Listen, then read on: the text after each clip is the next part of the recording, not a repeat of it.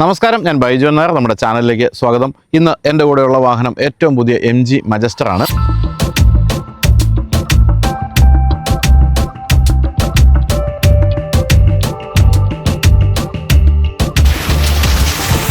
ഒരു ഗംഭീര SUV ആണിത്. ഏതാണ്ട് 2 മാസം മുമ്പ് ഡൽഹിയിൽ നമ്മൾ ഈ വാഹനം ഒന്ന് ഓഫ് റോഡ് ചെയ്തിരുന്നു.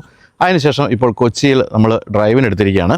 കൊച്ചിയിലാണ് ഈ വാഹനത്തിൻ്റെ മീഡിയ ഡ്രൈവ് നടക്കുന്നത്. അതായത് സൗത്ത് ഇന്ത്യയുടെ മീഡിയ ഡ്രൈവ് നടക്കുന്നത് ഇവിടെയാണ്. അതുകൊണ്ട് തന്നെ രാവിലെ ലേ മെറിഡിയിൽ നിന്ന് നമുക്ക് വാഹനം ലഭിച്ചിരിക്കുകയാണ്. ഈ വാഹനത്തെ പറ്റി പറയുമ്പോൾ ഈ വാഹനത്തിൻ്റെ ഒരു മുൻഗാമി എന്ന് പറയാവുന്നത് ഗ്ലോസ്റ്ററാണ്. ഗ്ലോസ്റ്റർ ഇന്ത്യയിൽ വലിയ വിജയമായ ഒരു മോഡലല്ല. 2020 ആദ്യമായി ഗ്ലോസ്റ്റർ വിപണിയിലെത്തിയത്.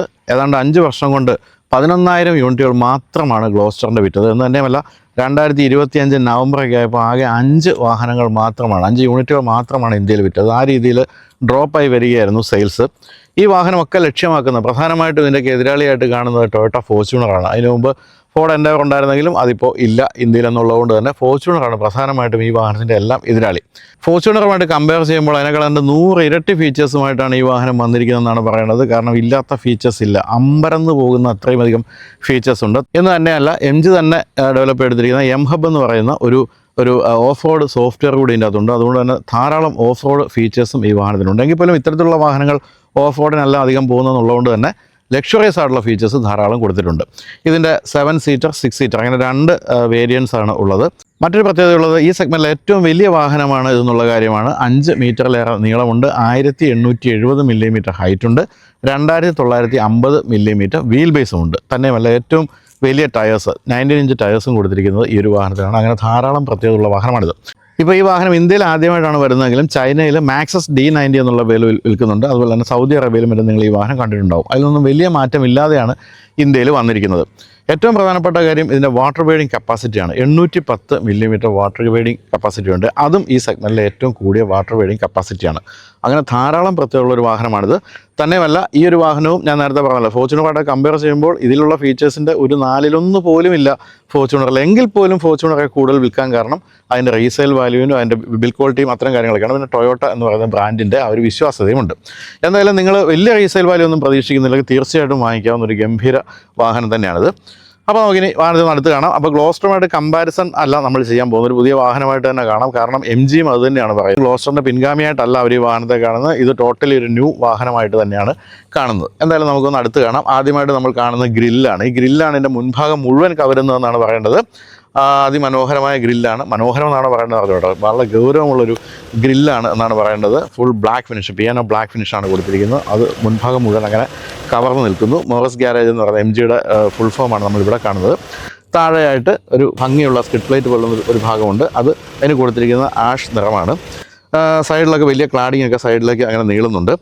വളരെ ഗംഭീരമായ ഹെഡ്ലൈറ്റാണ്. ഈ ഒരു ഹെഡ്ലൈറ്റ് പ്രൊജക്ടർ ഹെഡ്ലാമ്പാണ്, LED പ്രൊജക്ടർ ഹെഡ്ലാമ്പാണ്. അതിന് 3 എലമെൻറ്റുകളാണ് കൊടുത്തിരിക്കുന്നത്. അത് നല്ല ഭംഗിയായിട്ടുണ്ട്.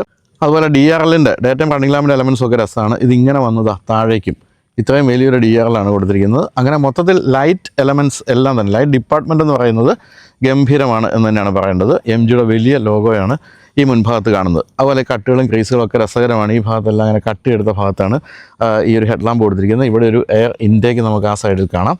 എയർ ഫ്ലോ സാധ്യമാക്കുന്ന ഒരു സംഭവമാണ്. കാരണം വെച്ചാൽ ഇതിൻ്റെ ഒരു രൂപം എന്ന് പറയുന്നത് അത്ര എയറോഡൈനാമിക് ഒന്നും അല്ലാത്തതുകൊണ്ട് ആ രീതിയിൽ എയർ ഫ്ലോയും കൊടുത്തിട്ടുണ്ട്. എന്തായാലും മുൻഭാഗം രസകരമായിട്ടുണ്ട്. ക്ലാഡിങ് ഉൾപ്പെടെയുള്ള കാര്യങ്ങൾ വീണ്ടും സൈഡിലേക്ക് നീളുന്നു. സൈഡിൽ ഞാനീ പറഞ്ഞ പോലെ ഈ സെഗ്മെൻറ്റിലെ ഏറ്റവും വലിയ വീൽ സൈസാണ് കൊടുത്തിരിക്കുന്നത്. 19 ഇഞ്ചാണ് കൊടുത്തിരിക്കുന്നത്. അതിൽ ഈ ഒരു സ്റ്റീൽ ഫിനിഷും അതുപോലെ ബ്ലാക്ക് ഫിനിഷുമുള്ള നല്ല അലോയ് കൊടുത്തിരിക്കുന്നു. വീൽ ട്രാവൽ കാണുമ്പോൾ നമുക്കറിയാം എത്രത്തോളം ഗംഭീരമായ ഒരു ഓഫ് റോഡറാണ് ഈ ഒരു വാഹനം എന്നുള്ള കാര്യം. പിന്നെ സൈഡിലൊക്കെ ചില എലമെൻറ്റ്സ് ഒക്കെ കൊടുത്തിട്ടുണ്ട്. ഈ ഒരു വലിയ സൈഡിൻ്റെ ഒരു വൃത്തിയോട് മറയ്ക്കാൻ വേണ്ടി ഇവിടെ ഒരു സ്റ്റീൽ ഫിനിഷ്, പിന്നെ ഒരു ബ്ലാക്ക് ഫിനിഷ്, അത്തരം കാര്യങ്ങളെല്ലാം കൊടുത്തിരിക്കുന്നു.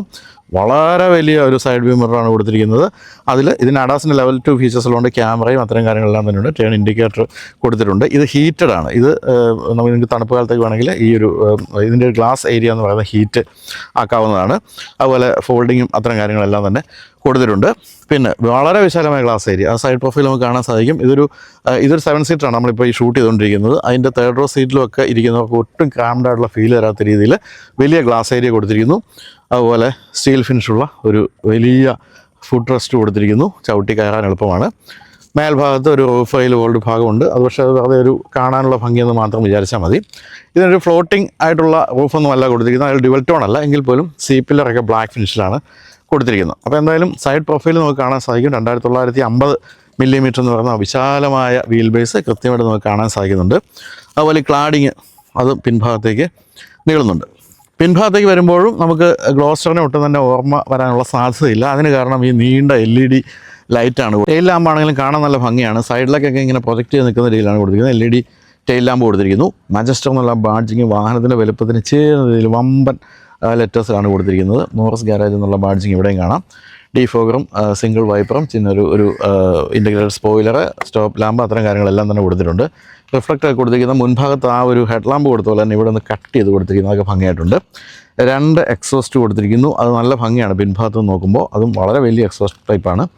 ഇവിടെ ആണെങ്കിലും ഒരു ആഷ് നിറം കൊടുത്ത് ആ ഒരു ഭംഗി നിലനിർത്തിയിട്ടുണ്ട്. 4 വീൽ ഡ്രൈവ് എന്നുള്ള ബാഡ്ജിങ് ആണ് ഇവിടെ കൊടുത്തിരിക്കുന്നത്. ബൂട്ട് സ്പേസ് നോക്കുകയാണെങ്കിൽ കമോൺ 343 ലിറ്ററാണ്. ഇതെല്ലാം സീറ്റുകളും ഉപയോഗത്തിലുള്ളപ്പോൾ നമുക്ക് കിട്ടുന്നത്. പക്ഷേ ഈ സീറ്റുകൾ ഒന്ന് മടക്കി വെച്ചാൽ നമുക്ക് 1350 ലിറ്റർ ബൂട്ട് സ്പേസ് കിട്ടും. അപ്പോൾ ഈ ഒരു തേർഡ് റോ സീറ്റ് പൊതുവെ അധികം ഉപയോഗിക്കാത്തതുകൊണ്ട് തന്നെ ഈ ഒരു ബൂട്ട് സ്പേസ് ആണ് ഉള്ളത് എന്ന് വേണമെങ്കിൽ നമുക്ക് പറയാം. ഇതിലാണെങ്കിലും പവർ ഒരു സോക്കറ്റ് കൊടുത്തിട്ടുണ്ട്. 12 വോൾട്ടിൻ്റെ 120 വാട്ടിൻ്റെ സോക്കറ്റ് കൊടുത്തിരിക്കുന്നു. എന്തായാലും നിർമ്മാണ നിലവാരമൊക്കെ നമുക്ക് കാണുമ്പോൾ തന്നെ ഫീൽ ചെയ്യുന്ന രീതിയിൽ കൊള്ളാം എന്ന് തോന്നുന്ന രീതിയിലുള്ള നിർമ്മാണ നിലവാരമൊക്കെ കൊടുത്തിട്ടുണ്ട്. മറ്റൊരു കാര്യമുള്ളത് ഇത് പവേർഡാണ് ടെയിൽ ഗേറ്റ്. തന്നെ ഇത് ഗസ്റ്റർ കൺട്രോൾഡാണ്. കാല് താഴെ വെച്ചാൽ തുറക്കുന്ന സംവിധാനം. ഞാൻ പലപ്പോഴും അങ്ങനെ വയ്ക്കുമ്പോൾ തുറക്കാറില്ല. അതുകൊണ്ട് ഞാനത് കാണിക്കാൻ ഉദ്ദേശിക്കുന്നുമില്ല. പല വാഹനങ്ങളിലും ഞാൻ അങ്ങനെ നോക്കി അപഹാസ്യനായിട്ടുണ്ട്. അതുകൊണ്ട് ഞാനത് നോക്കുന്നില്ല. എന്തായാലും അത്തരം കാര്യങ്ങളെല്ലാം തന്നെ കൊടുത്തിട്ടുണ്ട്. അങ്ങനെ മൊത്തത്തിൽ സംഭവം ഗംഭീരമാണ് എന്നാണ് പറയേണ്ടത്. 219 മില്ലിമീറ്ററാണ് വാഹനത്തിൻ്റെ ഗ്രൗണ്ട് ക്ലിയറൻസ് എന്ന് പറയുന്നത്. അത് പക്ഷേ 2 വീൽ ഡ്രൈവിനാണ്. 209 മില്ലിമീറ്ററാണ് 4 വീൽ ഡ്രൈവിൻ്റെ ഗ്രൗണ്ട് ക്ലിയറൻസ്. കാരണം വെച്ചാൽ അതിൻ്റെ ഓഫ് റോഡ് ഹാർഡ്വെയർ സാധനങ്ങളൊക്കെ ഇരിക്കുന്നതുകൊണ്ടായിരിക്കാം അതിനൊരല്പം ഗ്രൗണ്ട് ക്ലിയറൻസ് കുറവാണെങ്കിൽ പോലും 209 മില്ലിമീറ്റർ ഗ്രൗണ്ട് ക്ലിയറൻസ് എന്ന് പറയുന്നത് മോശമല്ല. പിന്നെ റിവേഴ്സ് 360 ക്യാമറയൊക്കെ ഉണ്ടെങ്കിൽ പോലും മുന്നിലും പിന്നിലും 4 സെൻസേഴ്സ് വീതം റിവേഴ്സ് സെൻസേഴ്സ് അല്ലെങ്കിൽ പാർക്കിംഗ് സെൻസേഴ്സ് കൊടുത്തിട്ടുള്ളതുകൊണ്ട് തന്നെ വളരെ സുരക്ഷിതമായിട്ട് പാർക്ക് ചെയ്യാൻ സാധിക്കുന്നത്. ഇതൊക്കെ ആ സെൻസേഴ്സാണ് ഈ കാണുന്നത്. കൂടാതെ ഈ പറഞ്ഞ പോലെ ADASൻ്റെ ലെവൽ 2 ഫീച്ചേഴ്സ് ഉള്ളതുകൊണ്ട് അത്തരം പ്രശ്നങ്ങൾ ഒന്നും തന്നെ നമ്മൾ അഭിമുഖീകരിക്കുന്നില്ല എന്നാണ് പറയേണ്ടത്. അപ്പോൾ കാഴ്ചയിൽ നിങ്ങൾക്ക് ഏതാണ് ഇഷ്ടപ്പെട്ടത്, ഫോർച്യൂണർ ആണോ ഇതാണോ എന്ന് കമൻറ്റ് ചെയ്യുക. ഇതിൻ്റെ കാര്യത്തിൽ കുറേ കൂടി ഒരു ബൾക്കി രൂപമാണ്. ഇൻറ്റീരിയറിൻ്റെ സ്പേസാണ് നമ്മൾ അതുകൊണ്ട് തന്നെ പ്രധാനമായിട്ടും നമുക്ക് അനുഭവിക്കാൻ കഴിയുന്ന അത്രയും ഗംഭീരമായ ഇൻറ്റീരിയർ സ്പേസ് ഉണ്ട്. കാണാനുള്ള ഭംഗിയല്ല ഗൗരവമാണ് മജസ്റ്റർ എന്ന ഈ ഒരു വാഹനത്തിന് കൂടുതലുള്ളത്. എന്തായാലും ഗ്ലോസ്റ്ററിനെ ഇതിൻ്റെ ഒരു മുൻഗാമിയായിട്ട് കമ്പനി കാണുന്നില്ലെങ്കിൽ നമ്മൾ കാണുമല്ലോ, നമ്മൾ തീർച്ചയായിട്ടും കാണണം. അപ്പോൾ അങ്ങനെ നോക്കുമ്പോൾ അതിനേക്കാളൊക്കെ കുറേ കൂടി രസകരമായ ഒരു രൂപവും വലിപ്പവും ഫീച്ചേഴ്സും എല്ലാം തന്നെ മജസ്റ്ററിന് കൊടുത്തിട്ടുണ്ട്. ഇൻറ്റീരിയറാണ് സംഭവം, അത് കാണാം.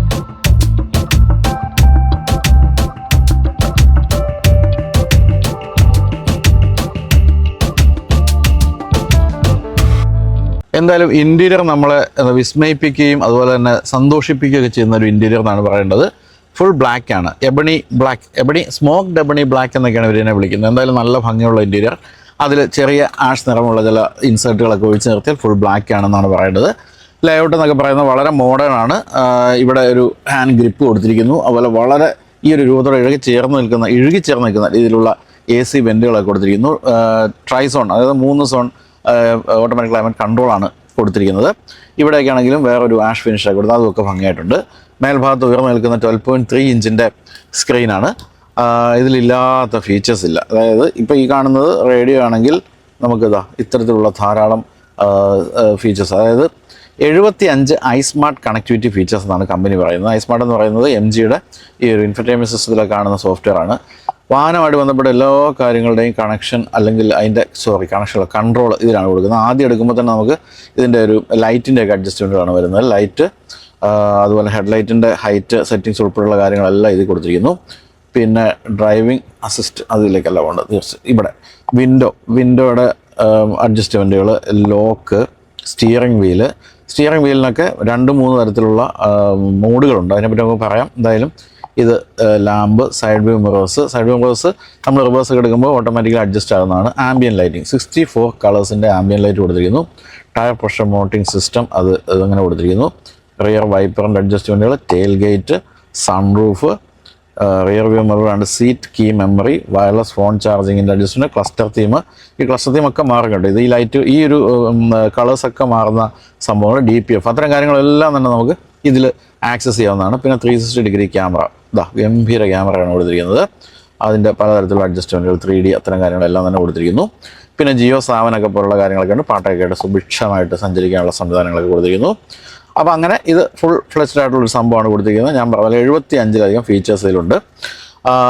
പിന്നെ ഉള്ളത് ഇവിടെ 2 വയർലെസ് ചാർജിങ് പാഡുകൾ, അതൊക്കെ ലാവിഷായിട്ടാണ് കൊടുത്തിരിക്കുന്നത്. ആകെയുള്ള സ്വിച്ചുകൾ എന്ന് പറഞ്ഞാൽ വളരെ കുറവാണ്. അതിൽ തന്നെ ഈ ഒരു AC-യുടെ ഫാനിൻ്റെ അഡ്ജസ്റ്റ്മെൻറ്റുകൾ, അതുപോലെ ഇവിടെ അതിൻ്റെ ടെമ്പറേച്ചർ അഡ്ജസ്റ്റ്മെൻറ്റ്, പിന്നെ ഓട്ടോ എന്ന് പറയുന്നതും ഈ ഒരു ക്ലൈമറ്റ് കൺട്രോളിൻ്റെ ഓട്ടോമാറ്റിക് സെറ്റിങ്സ്, അത്തരം കാര്യങ്ങളൊക്കെ തന്നെയാണ് അവിടെ കൊടുത്തിരിക്കുന്നത്. അത് വേണ്ട, ഓഫ് ചെയ്യും. പോയി. ഓക്കെ. പിന്നെ ഇവിടേക്ക് വരുമ്പോൾ ഇതെല്ലാം ഈ ഒരു ഓഫ് റോഡ് കാര്യങ്ങളുമായിട്ട് ബന്ധപ്പെട്ട സ്വിച്ചുകളൊക്കെയാണ്. ഇവിടെ ഡിഫറൻഷ്യൽ ലോക്കുകളൊക്കെയാണ് നമ്മളിവിടെ കാണുന്നത്. അപ്പോൾ ഇതിൽ നമ്മൾ ഈ കാണുന്നതെല്ലാം 4 വീൽ ഡ്രൈവുമായിട്ട് ബന്ധപ്പെട്ട സ്വിച്ചുകളും മറ്റു കാര്യങ്ങളൊക്കെയാണ്.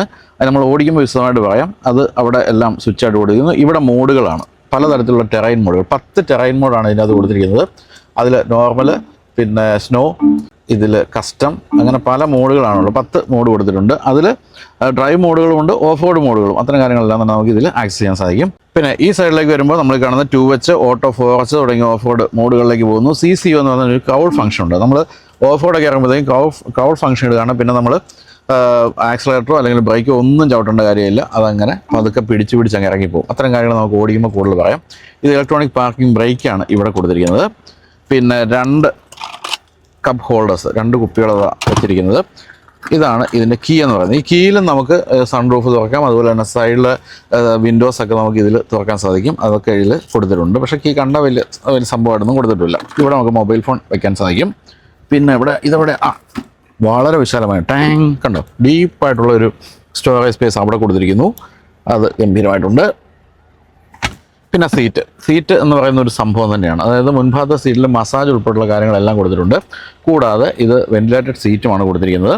ഈ മസാജ് ഫംഗ്ഷനിലേക്ക് പോകുകയാണെങ്കിൽ കുറേ മസാജ് ഉണ്ട്. പൾസ്, വേവ്, കാറ്റ് walk, single, smooth, butterfly, waist, snake, അങ്ങനെ പലതരത്തിലുള്ള ഉണ്ട് മസാജുകളാണ്. സ്നേക്ക് എന്നൊക്കെ പറയുമ്പോൾ നടുവിൽ കൂടെ ഇങ്ങനെ പാമ്പ് ഇഴയുന്ന പോലത്തെ ഒരു സുഖം കിട്ടും. പ്രത്യേകിച്ച് ഈ ചൂടുകാലത്ത് പാമ്പ് ഇറങ്ങി ആൾക്കാരെ കടിച്ചു കൊള്ളുന്ന സമയമുണ്ട്. അപ്പോൾ അതിൻ്റെ ഒരു സുഖമൊക്കെ നമുക്ക് ഇതിൽ കിട്ടുമെന്നാണ് പറയേണ്ടത്.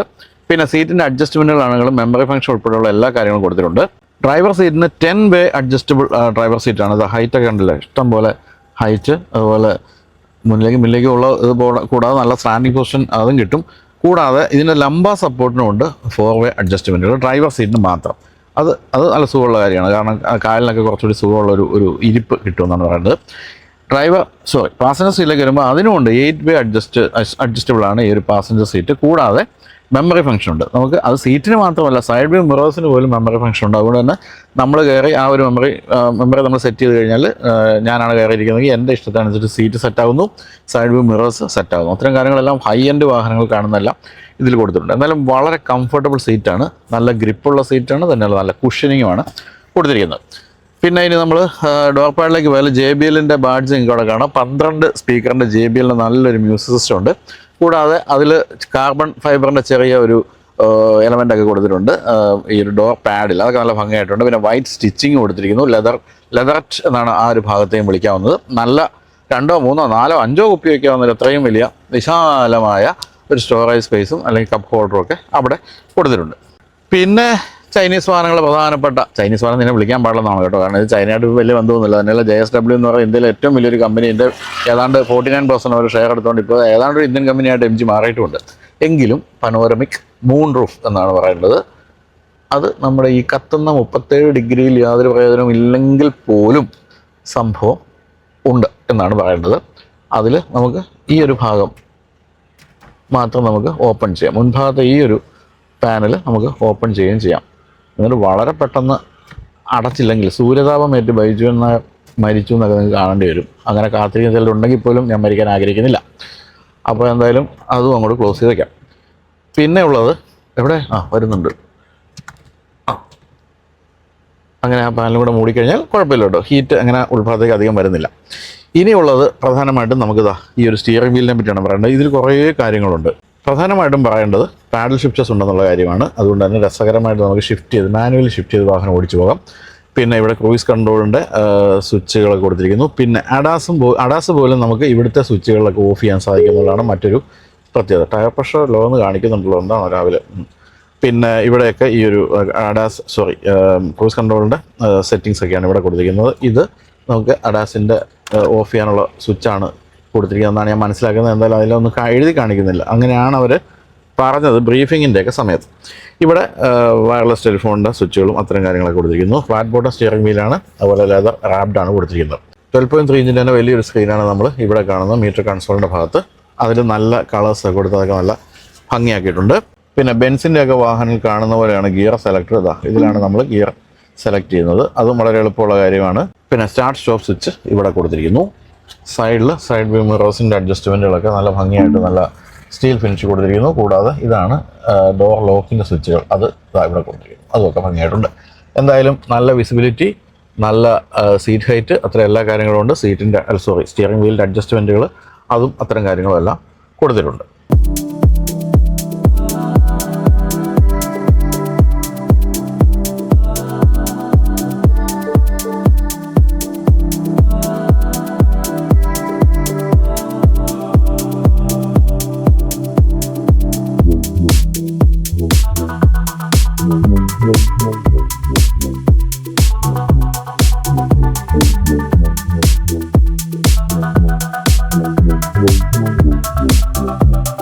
മുപ്പത്തിയേഴ് ഡിഗ്രി ചൂടിൽ പിൻഭാഗത്തിരുന്നപ്പോൾ എനിക്ക് ആദ്യം തോന്നിയ കാര്യം ഇതിൽ ഇല്ലാത്തൊരു കാര്യത്തെ പറ്റിയാണ്. അത് ഇവിടെ സൺബ്ലൈൻഡ് കൊടുക്കാമായിരുന്നു. മാനുവലി പോലും ഉയർത്തി വയ്ക്കണമെന്ന് സൺബ്ലൈൻഡ് ഇല്ല എന്നുള്ളത് ഖേദകരമായ കാര്യമാണ്. ഇപ്പോൾ ചൂടായതുകൊണ്ട് തോന്നിയായിരിക്കും കേട്ടോ. ഏതായാലും സീറ്റ് വളരെ കംഫർട്ടബിളാണ് സെക്കൻഡ് റോ സീറ്റിൽ. ഇതിൽ 2 സീറ്റർ, ക്യാപ്റ്റൻ സീറ്ററായിട്ടുള്ള 6 സീറ്റർ വേരിയൻറ്റും ഉണ്ട്. അതായിരിക്കും ഏറ്റവും സുഖം യാത്ര ചെയ്യാം. പക്ഷേ ഇതിപ്പോൾ 3 പേർക്ക് സുഖമായിരിക്കുക എന്നുള്ളതാണ് കാര്യം. AC-യുടെ അഡ്ജസ്റ്റ്മെൻറ്റുകൾ ഇവിടെ കൊടുത്തിട്ടുണ്ട്. ലോ, അതുപോലെ മോഡ്, അത്തരം കാര്യങ്ങളെല്ലാം തന്നെ ഇവിടെ കൊടുത്തിട്ടുണ്ട്. പിന്നെ ഫാനിൻ്റെ അഡ്ജസ്റ്റ്മെൻറ്റും ഇവിടെ കൊടുത്തിരിക്കുന്നു. ഇവിടെ മേൽഭാഗത്തായിട്ട് AC വെൻറ്റ് കൊടുത്തിട്ടുണ്ട്. നല്ല സുഖമാണ്. ഇവിടെ നിൽക്കുമ്പോൾ എന്താ വരുന്നത് നോക്കട്ടെ. ഇഷ്ടംപോലെ ചാർജ് ആയിട്ട് മൊബൈൽ ഫോൺ മാത്രമല്ല, നമുക്ക് വേണമെങ്കിൽ ലാപ്ടോപ്പ് വരെ ചാർജ് ചെയ്യാവുന്ന അത്രയും വലിയ സോക്കറ്റുകളൊക്കെ കൊടുത്തിരിക്കുന്നു. അതേപോലെ നന്നായി. അത്തരം കാര്യങ്ങളിലെല്ലാം ഇത്തരം കമ്പനികൾ വളരെ ശ്രദ്ധിക്കുന്ന കാര്യമാണ്. കൊള്ളാം. പിന്നെ വളരെ ഫ്ലാറ്റായിട്ടുള്ള ഫ്ലോർ ആയതുകൊണ്ട് സുഖമായിട്ട് 3 പേർക്ക് ഇരിക്കാൻ യാതൊരു ബുദ്ധിമുട്ടുമില്ല. 3 പേർ ഇരിക്കാനാണ് കമ്പനി ഉദ്ദേശിക്കുന്നത്. കാരണം സീറ്റ് ബെൽറ്റൊക്കെ 3 പേർക്ക് കൊടുത്തിട്ടുണ്ട്. നല്ല തൈ സപ്പോർട്ടുള്ള സീറ്റാണെന്നുള്ളത് മറ്റൊരു കാര്യം. മഹാമായി 2 കപ്പ് ഹോൾഡേഴ്സ് ഇവിടെയും കൊടുത്തിട്ടുണ്ട്. പിന്നെ ഈ ഒരു സൺറൂഫ് അല്ലെങ്കിൽ മൂൺ റൂഫ് എന്താണോ അത്, ആ സാധനം ഏറ്റവും പിന്നിൽ വരുന്നതുകൊണ്ട് ഇവിടെ വരെ വളരെ പ്ലസൻ്റായുള്ളൊരു അന്തരീക്ഷം കിട്ടുന്നുണ്ട്. പിന്നെ ഇതിന് അഡ്ജസ്റ്റ്മെൻറ്റുകളുണ്ട് കേട്ടോ. ഈ സീറ്റ് നമുക്ക് മാനുവലി അങ്ങോട്ട് നീക്കാം, ഇങ്ങാട് നീക്കി വേണമെങ്കിൽ ഒന്ന് സ്ലാൻഡ് ചെയ്യാം. അതിനുള്ള സംവിധാനങ്ങളൊക്കെ കൊടുത്തിട്ടുണ്ട്. ഡോർ പാഡിലും ഈ പറഞ്ഞ പോലെ 1-2 ബോട്ടിലൊക്കെ വയ്ക്കാം. നല്ല മുന്നിൽ കണ്ട അതേ ഡോർ പാഡിൻ്റെ രീതികൾ, ഭംഗിയുള്ള രീതികളൊക്കെ അവിടെ തുടരുന്നുമുണ്ട്. അപ്പോൾ ഇനി നമുക്ക് തേർഡ് റോ സീറ്റാണ്. തേർഡ് റോ സീറ്റ് എന്ന് പറയുന്നത് ഗ്ലോസ്റ്ററിൻ്റെ കാര്യത്തിൽ നമ്മൾ കണ്ടിട്ടുള്ള തേർഡ് റോ സീറ്റുകളിൽ സാമാന്യം ഭേദപ്പെട്ട തേർഡ് റോ സീറ്റ് ഗ്ലോസ്റ്ററിൻ്റെ ആയിരുന്നു. അതുപോലെ തന്നെ ഫോർച്യൂണറും മോശമല്ല, പിന്നെ ക്രിസ്റ്റയ്ക്കും മോശമല്ല. മറ്റെല്ലാ വാഹനങ്ങളിലും വളരെ കാംഡായിട്ടുള്ള തേർഡ് റോ സീറ്റാണ് നമ്മൾ കണ്ടിരിക്കുന്നത്. ഇതിൽ എങ്ങനെയുണ്ട് എന്ന് നോക്കാം. അപ്പോൾ നമ്മളങ്ങനെ ഉൾഭാഗത്തേക്ക് തേർഡ് റോ സീറ്റിലേക്ക് കയറി ഇരിക്കുമ്പോൾ സെക്കൻഡ് റോ സീറ്റ് മറച്ചിട്ട് ഇഷ്ടമുള്ള സ്ഥലം കേട്ടോ. പക്ഷേ തൈ സപ്പോർട്ട് തെല്ലുമില്ല എന്നുള്ളത് ഈ വാഹനത്തിൻ്റെ കാര്യത്തിലും സത്യമാണ്. അപ്പോൾ ലെഗ് സ്പേസ് മോശമല്ല എന്ന് കണ്ടെത്തി, അതുപോലെ തന്നെ തൈ സപ്പോർട്ട് തീരെ ഇല്ല എന്നുള്ള സത്യവും കണ്ടെത്തി. ഇനി നമുക്കിത് നേരെ വയ്ക്കാം. ഇത് കുറച്ച് മുന്നിലേക്കാണ് കിടക്കുന്നത്, എന്നാൽ പോലും മോശമല്ല. അത് ഇഷ്ടം പോലെ ലെഗ് സ്പേസ് ആണ്. ആ കാര്യത്തിൽ നമ്മളെ സമ്മതിച്ചേ പറ്റൂ. കാരണം അത്രയധികം വീൽ ബേസ് ഉള്ളൊരു വാഹനമായതുകൊണ്ട് അതിൽ യാതൊരു പിശുക്കും കാണിച്ചിട്ടില്ല. പിന്നെന്തായിരുന്നു ഇവിടെ 2 ഹെഡ് റെസ്റ്റ് നമുക്ക് അങ്ങനെ ഉയർത്തി വയ്ക്കാം. പിന്നെ കപ്പ് ഹോൾഡർ കൊടുത്തിട്ടുണ്ട്. ചാർജിങ് പോയിൻറ്റുകളൊന്നും കൊടുത്തിട്ടില്ല കേട്ടോ. ചാർജിങ് പോയിൻറ്റുകൾ ഉണ്ട്, ഇവിടെ ഉണ്ട്. യെസ്, ഒരു സി ടൈപ്പ് കൊടുത്തിട്ടുണ്ട്. അത് ആ സൈഡിലുള്ള കേട്ടോ. ഒരാൾക്ക് മൊബൈൽ ഫോൺ പാടുള്ളൂ എന്നുള്ളതാണ് തോന്നുന്നു MGയുടെ നിയമം. എന്തായാലും ഒരെണ്ണം കൊടുത്തിട്ടുള്ളൂ, അതുണ്ട്. വിശാലമായ ഗ്ലാസ് ഏരിയ ഉണ്ട്, ഒട്ടും കാംഡായിട്ടുള്ള ഫീലില്ല. ഇവിടെയും AC വെൻ്റ് മേൽഭാഗത്ത് കൊടുത്തിരിക്കുന്നു, അതും സുഖമാണ്. അപ്പോൾ ചുരുക്കം പറഞ്ഞാൽ നല്ല എക്സ്പേസ് ഉണ്ട്, തൈ സപ്പോർട്ട് തീരെയില്ല. പിന്നെ AC വെൻ്റൊക്കെ ഉണ്ട്. അത്തരം കാര്യങ്ങളിലും കുഴപ്പമില്ല. അപ്പോൾ എന്തായാലും നമ്മൾ കമ്പയർഡ് ടു മറ്റ് പല വാഹനങ്ങളിലും ഇതിൽ തേർഡ് റോ സീറ്റ് ഇരിക്കാൻ കൊള്ളാം എന്നാണ് മനസ്സിലാക്കേണ്ടത്. എൻ്റെ എന്തൊരു ചൂടാണെന്നറിയോ. ചൂടെന്നൊക്കെ പറഞ്ഞാൽ ഒടുക്കത്തെ ചൂട്. ഈ സമയത്ത് ശത്രുക്കൾക്ക് പോലും ഒരു വാഹനം മീഡിയ ഡ്രൈവിന് കൊടുക്കരുത് എന്നാണ് എൻ്റെ ഒരു പ്രാർത്ഥന. ഇത് കഴിയുമ്പോഴത്തേക്ക് കിടപ്പായി പോകുമെന്ന് എനിക്ക് തോന്നുന്നു. അപ്പോൾ ശ്യാമേ, നമുക്കിനി ഓടിക്കല്ലേ?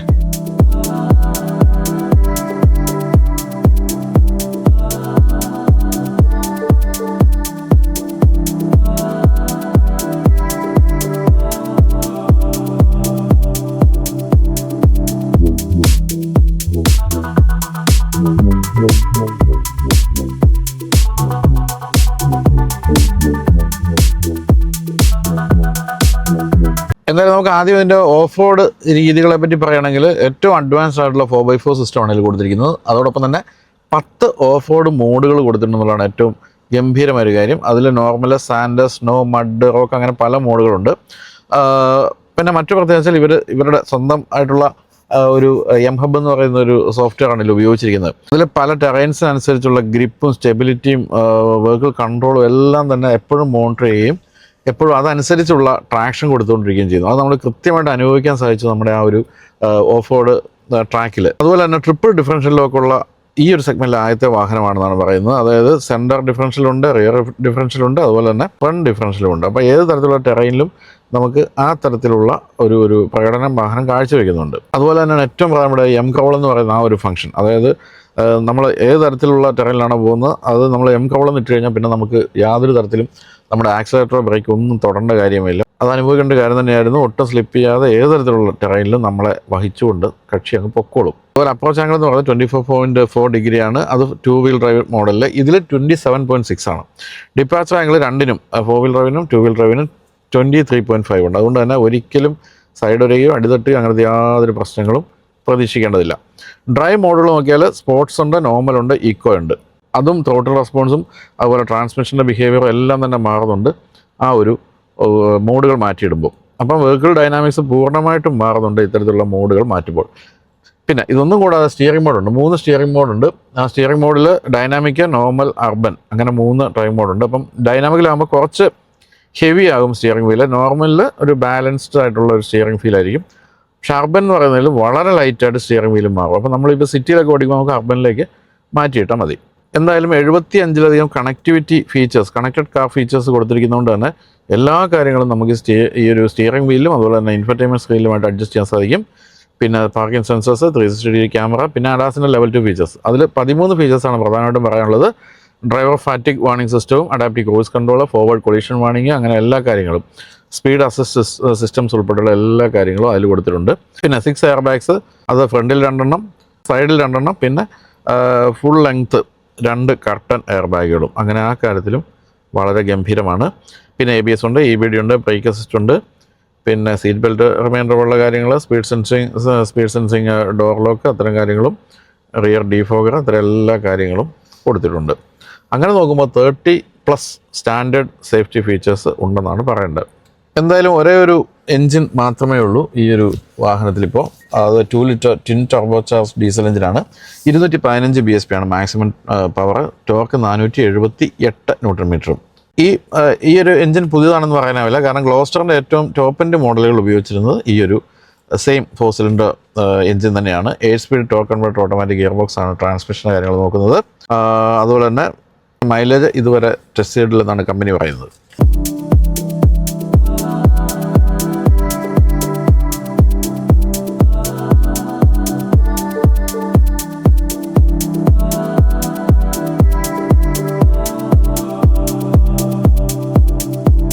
അപ്പോൾ നമ്മളിനി നമ്മുടെ സ്ഥിരം ഹൈവേയിൽ ഓടിച്ചുകൊണ്ടിരിക്കുന്നു. സ്ഥിരം ഹൈവേയിൽ ഓടിക്കുമ്പോൾ നമുക്ക് മനസ്സിലാകുന്ന കാര്യം എന്ന് പറയുന്നത് ഇത് ഒരു ഗംഭീര ഒരു ഹൈവേ ക്രൂയിസർ കൂടിയാണെന്നുള്ള കാര്യമാണ്.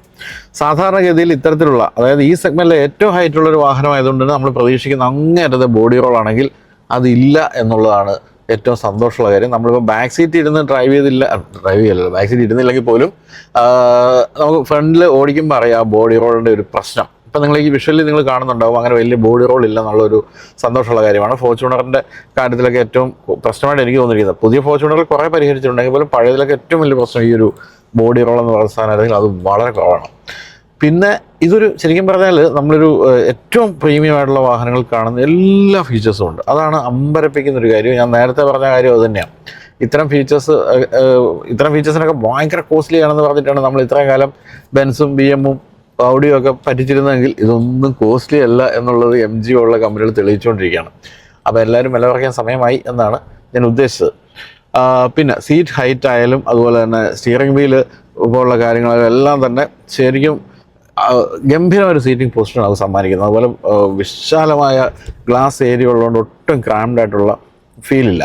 അപ്പം 2 തരത്തിലും, ഓഫ് റോഡ് ആണെങ്കിൽ ഓഫ് റോഡ്, ഓൺ റോഡ് ആണെങ്കിൽ ഓൺ റോഡ്, ഈ 2 തരത്തിലുള്ള ടെറൈനിൽ നമുക്ക് അങ്ങേയറ്റം സുരക്ഷിതവും അങ്ങേയറ്റം കംഫർട്ടബിളും അങ്ങേയറ്റം ലക്ഷറിയസും ആയിട്ടുള്ളൊരു ഡ്രൈവ് ഇത് സമ്മാനിക്കുന്നുണ്ട്. അതുകൊണ്ട് തന്നെ വീണ്ടും ഞാൻ ആദ്യം പറഞ്ഞ കാര്യം, നിങ്ങൾക്ക് ഇതൊരു റീസെയിൽ വാല്യൂ ഒന്നും നിങ്ങൾ കണക്കാക്കുന്നില്ലെങ്കിൽ 100% നിങ്ങൾക്ക് വാങ്ങിക്കാവുന്നൊരു വാഹനമാണിത്. ഈവൻ തേർഡ് റോ സീറ്റിൽ പോലും ലെഗ് സ്പേസ് മോശമല്ല, പക്ഷേ തീർച്ചയായിട്ടും അവിടെ സപ്പോർട്ട് കുറവാണ് എന്നുള്ളൊരു പ്രശ്നം മാത്രമേ ബാക്കിയുള്ളൂ. എഞ്ചിൻ്റെ കാര്യത്തിൽ ട്വിൻ ടർബോ എഞ്ചിനാണെന്ന് പറഞ്ഞല്ലോ, വളരെ സ്മൂത്താണ്. സ്റ്റാർട്ടായി കിടക്കുന്ന പോലും അറിയാത്ത രീതിയിൽ വളരെ സ്മൂത്തായിട്ടുള്ള എഞ്ചിനാണ്. പക്ഷേ നമ്മളൊന്ന് കാല് കൊടുത്തു കഴിയുമ്പോൾ ആ എഞ്ചിൻ്റെ ആ ഒരു സൗണ്ട് ഒന്ന് കേട്ട് തുടങ്ങുന്നത് മാത്രമേ ഉള്ളൂ. പക്ഷേ ഗിയർ ഷിഫ്റ്റുകൾ അതങ്ങനെ മാറി വീണ്ടും വളരെ സ്മൂത്താകുന്നുണ്ട്. ബ്രേക്കിംഗ് വളരെ എഫിഷ്യൻ്റാണ്. 4 വീലുകളിലും ഡിസ്ക് ബ്രേക്ക് കൊടുത്തിട്ടുണ്ട്. അത്തരം കാര്യങ്ങളെല്ലാം മുന്നിലാണ്. അപ്പം എന്താണ് ഇല്ലാത്തത് എന്നുള്ളൊരു ചോദ്യം മാത്രമേ ബാക്കിയുള്ളൂ. ഞാനിപ്പോൾ ഈ പറയുന്നത് കേട്ടപ്പോൾ നിങ്ങൾക്ക് മനസ്സിലായി കാണുമല്ലോ, നമ്മൾ ഏറ്റവും പ്രീമിയം വാഹനങ്ങളിൽ പോലും കാണാത്ത ഫീച്ചേഴ്സ് അടക്കമുള്ള എല്ലാ കാര്യങ്ങളും കൊടുത്തിട്ടുണ്ട്. അങ്ങനെ ഒരു ഗംഭീര വാഹനമാണ് നമ്മളിന്ന് ഓടിച്ചു കഴിഞ്ഞാൽ എന്നുള്ള കാര്യത്തിൽ സംശയമില്ല. അപ്പോൾ ഞാൻ ആദ്യം തൊട്ട് പറഞ്ഞൊരു പ്രശ്നം, ഇത്രയും വില കൊടുത്തൊരു MG വാങ്ങിക്കുമ്പോൾ അതിൻ്റെ റീസെയിൽ വാല്യൂ നിങ്ങൾ അധികം പ്രതീക്ഷിക്കരുത് എന്നൊരു കാര്യം ഒഴിച്ചു നിർത്തിയാൽ, നിങ്ങളത് വളരെ കാലം യൂസ് ചെയ്യാൻ തീരുമാനിച്ചാൽ നിങ്ങൾ കണ്ണടച്ച് വാങ്ങിച്ചോ. ഖെയ്ത്താൻ ഫാനിൻ്റെ മുതലാളി പറയുന്ന പോലെ ഞാൻ ഗ്യാരണ്ടി.